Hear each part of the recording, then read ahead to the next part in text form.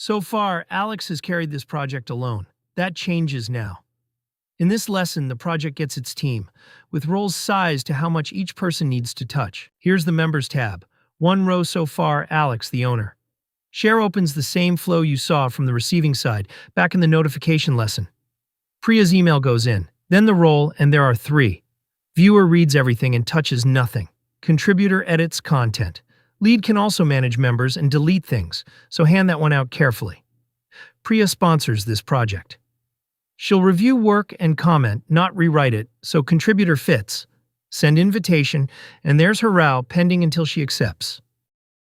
On Priya's side, this lands exactly like the invitations from Lesson 8.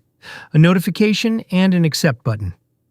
She's accepted, and here she is active as contributor.